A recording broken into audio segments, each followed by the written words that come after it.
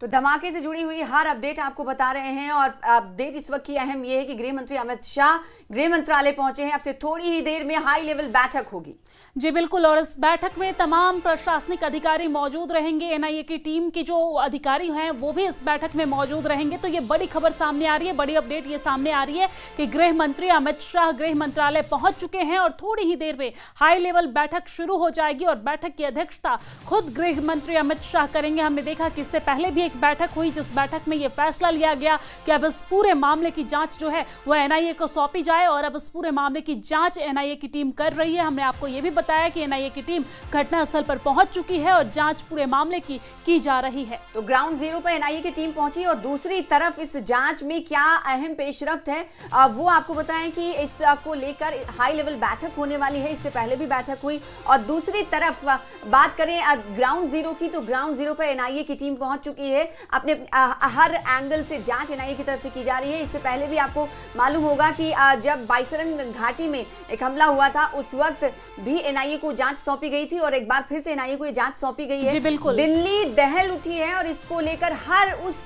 Link को खंगाला जा रहा है जो इस धमाके से जुड़ी हुई हो सकती है और इसके तार जम्मू कश्मीर से जुड़े हुए हैं। इसलिए हमने देखा कि जम्मू कश्मीर में भी कई जगह पर छापेमारी चल रही है और कई लोगों को हिरासत में लिया गया। सना, और हमने देखा कि किस तरीके से पुलवामा में भी इसको लेकर कार्रवाई जारी है। डॉक्टर उमर जो है वो पुलवामा का रहने वाला है। पुलवामा से डॉक्टर उमर के डेथ के बाद मतलब जानकारी ये सूत्रों के हवाले से सामने आ रही है कि जो घटना घटे उस कार में जो व्यक्ति सवार था वो डॉक्टर उमर था। क्योंकि पुलिस प्रशासन चारों तरफ छापेमारी कर रही थी, उसके दोस्त को हिरासत में लिया गया और डॉक्टर उमर को डर था कि अब उसके बाद पुलिस उस तक पहुंचेगी और उससे पहले उसने इस घटना को अंजाम दिया। लेकिन जैसे ही डॉक्टर उमर ने इस घटना को अंजाम दिया, पूरे मामले की जांच की जा रही है, तहकीकात की जा रही है और अब इस पूरे मामले की, इस पूरे घटना की जो तार है वो जम्मू कश्मीर से जुड़ता नजर आ रहा है। पुलवामा में भी कार्रवाई जारी है। जम्मू कश्मीर के अलग अलग इलाकों में, अलग अलग जिलों में हाई अलर्ट पर जम्मू कश्मीर को रखा गया है और न सिर्फ जम्मू कश्मीर को बल्कि देश के कई राज्यों को, चाहे वो मुंबई हो, उत्तर प्रदेश हो, बिहार हो या फिर जम्मू कश्मीर हो, तमाम राज्यों को हाई अलर्ट पर रखा गया है और जांच जारी है। हमारे साथ दिव्या जुड़ चुके हैं। खुर्रम, एनआईए की टीम ग्राउंड जीरो पर मौजूद है, पहुंची हुई है, क्या जानकारी देंगे? और इसके अलावा एक और खबर यहाँ पर यह कि गृह मंत्रालय में अमित शाह पहुंचे हुए हैं गृह मंत्री और बैठक की अब माने की शुरू हो चुकी है। देखिए बिल्कुल एक बैठक जो है वो शुरू हो चुकी है और जिस तरीके से मैं क्योंकि लाल किले के पास मौजूद हूं और एनआईए को एक पूरा केस हैंडओवर कर दिया गया था क्योंकि आप देखिए जिस तरीके का टेरर लिंक और एक अंतर्राज्यीय जो नेटवर्क जो है इस पूरे मामले में सामने आ रहा था। क्योंकि देखिए पहले फरीदाबाद में और सहारनपुर से जो सस्पेक्ट हैं उनको पकड़ा गया, वहां पर छापेमारी की गई, उसके बाद लखनऊ तक ये मामला गया, डॉक्टर शहीना का नाम जो है इस मामले से जुड़ा। तो ये तमाम चीजें हैं। तो इस पूरे मामले को जो तमाम शवाहिद निकलकर सामने आए, जिस तरीके का एक्सप्लोसिव मटेरियल इस पूरे मामले में डेटोनेटर्स, बैटरियाज और जो तमाम चीजें रिकवर की गई हैं, हथियार रिकवर किए गए हैं, असल्ट राइफल्स रिकवर की गई है, इन तमाम चीजों से यह साफ था कि ये एक टेरर का मामला है। अब इस पूरे मामले की तफ्तीश जो है वो एनआईए कर रही है और कुछ देर पहले एनआईए की जो फॉरेंसिक टीम है उसने बड़ी प्रोफेशनल तरीके से यहां पर एक वॉक किया और तमाम जो सबूत हैं जो आसपास में छूट गए हो, बच गए हो, उनको खंगालने की कोशिश की और साथ ही साथ मीडिया का जो दायरा है वो जो कल शाम को 30 मीटर के आसपास था अब वो 100 मीटर के आसपास जो है मीडिया का दायरा जो बैरिकेड है वहां पर लगा दिया गया है। तो कुल मिलाकर गृह मंत्री अमित शाह आज जो मीटिंग कर रहे हैं और सुबह उन्होंने मीटिंग की थी जिसमें एनआईए को यह जांच सौंपी गई थी और अब किस तरीके से इस जांच को आगे बढ़ाया गया है, किस तरीके से इसमें मजीद इन्वेस्टिगेशन हुई है, क्या तमाम चीजें मिली है और ये कितना बड़ा मामला था, इन तमाम चीजों से गृह मंत्री को वाकिफ कराया जाएगा, उनको ब्रीफ किया जाएगा और जांच को अब तेजी से आगे बढ़ाया जाएगा। अभी आप देखिए कि यहां से आपको दिखाई देगा कि जो अभी तक जो सफेद पर्दे हैं वो अभी भी लगे हुए हैं और शुरू में ऐसा लगा था कि यहां से जो गाड़ियां जल गई थी उनके जो अवशेष बचे हुए हैं उन तमाम चीजों को हटाने की तैयारी की जा रही है। लेकिन एनआईए ने अपने तरीके से इस पूरी इन्वेस्टिगेशन की जो है कमान संभाल ली है। और अब इस मौके पर जाहिर सी बात है कि ये कोशिश ये है कि अब इस पूरे टेरर मॉड्यूल का जो अंतर्राज्यीय था उसका पूरे तरीके से खुलासा किया जाए। ये बताइए, क्योंकि आपकी मौजूदगी घटना स्थल के कुछ ही दूरी पर है, तस्वीरों में हम देख पा रहे हैं जो आप दिखा रहे हैं, क्या एनआईए की मौजूदगी अभी भी है ग्राउंड पर, और कितने बजे एनआईए की टीम वहां पर पहुंची थी? देखिए, सुबह जब ये मीटिंग के बाद जो है तकरीबन 1 बजे के करीब यहाँ पर एनआईए के कुछ ऑफिशियल्स यहाँ पर पहुंच गए थे, और अभी एनआईए की फॉरेंसिक टीम के जो लोग हैं वो यहाँ पर मौके पर मौजूद हैं। कुछ देर पहले ही मैंने जैसे आपसे कहा कि यहाँ पर उन्होंने बाकायदा तौर पर एक एक एरिया को छाना है, देखा है, और अब एनआईए के लोग जो है वो सामने मौजूद हैं और इस पूरे मामले को इन्वेस्टिगेशन को वो लीड कर रहे हैं। क्योंकि अगर देखें कल जिस तरीके से 6:51 का ये मामला है, उसके बाद से तमाम जो एजेंसियां हैं, ठीक है खुर्रम, तमाम एजेंसियां ग्राउंड जीरो पे मौजूद है और यहाँ पर जांच जारी है। लेकिन खुर्रम, इसी बीच मेरा सवाल एक ये है, बहुत छोटे से शब्दों में क्योंकि समय कम है, कि अभी तक कितने लोगों को गिरफ्तार किया गया है इस पूरे मामले में, कितने लोगों को डिटेन किया गया है? क्योंकि लोगों को बहुत ज्यादा कंफ्यूजन है, जिसे डिटेन की जा रहा है पूछताछ के लिए उसको लेकर भी यहाँ पर सवाल ये सामने आ रहा है कि गिरफ्तारी हुई है, लेकिन डिटेन कितने लोगों को किया गया है, पूछताछ कितने लोगों से जारी है और गिरफ्तारी कितने लोगों की हुई है?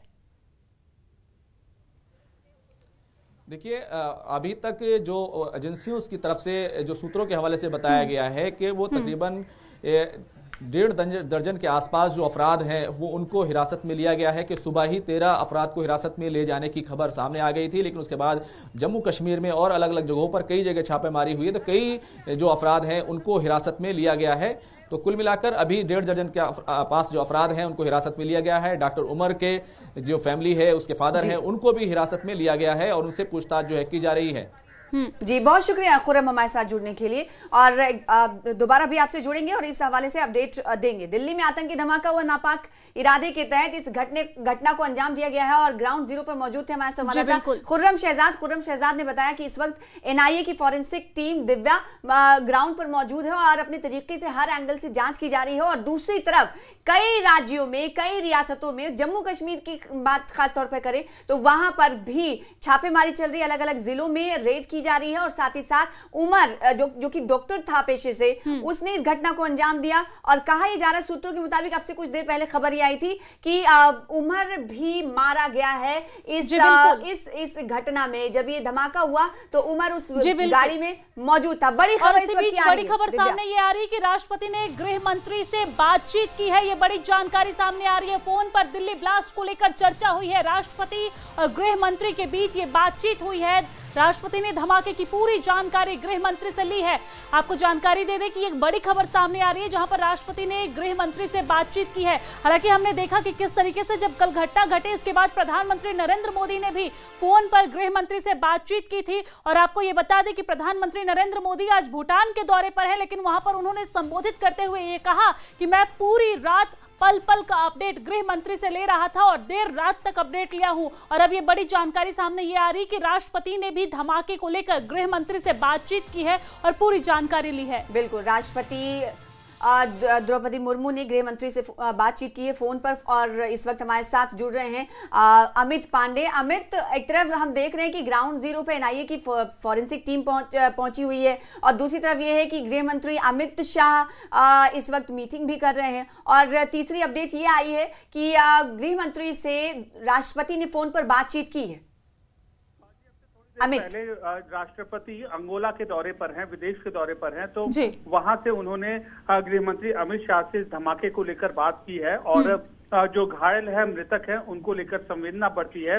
और साथ ही साथ गृह मंत्री की ओर से उन्हें सूचित किया गया है प्रेसिडेंट को कि इस मामले में जो जांच है वह अपने उच्चतम स्तर पे कर दी गई है। पूरे देश में सुरक्षा व्यवस्था, चौकसी है, वह भी बढ़ा दी गई है। तो एक बेहद उच्च स्तरीय यहाँ पर संवाद हुआ। इससे पहले पीएम से गृह मंत्री की मुलाकात हुई है और गृह मंत्री आज दिन में दूसरी बार यह अहम बैठक कर रहे हैं दिल्ली धमाकों के बाद। बहुत महत्वपूर्ण, पूरे देश में ये एक तो और तफ्तीश का दौर चल रहा है, दूसरी ओर तमाम जो आला महत्वपूर्ण पदों पर जो लोग हैं वह एक दूसरे से संवाद भी कर रहे हैं। जी बिल्कुल, और अमित हम देख रहे हैं कि जब से ये घटना घटी है, गृह मंत्री जो है वो खुद उस पूरी घटना पे नजर बनाए हुए हैं। जैसे ही कल शाम को घटना घटी, इसके बाद वीडियो जारी करते हुए गृह मंत्री ने लोगों से कहा कि आप घबराएं नहीं। इसके बाद उन्होंने अस्पताल जाकर घायलों से मुलाकात की, उनका हालचाल जाना, अधिकारियों से बातचीत की, घटनास्थल का जायजा लिया और अभी भी मीटिंग जारी है। मीटिंग में क्या कुछ बातें हो सकती है, मीटिंग के बाद क्या कुछ बातें निकलकर सामने आ सकती है?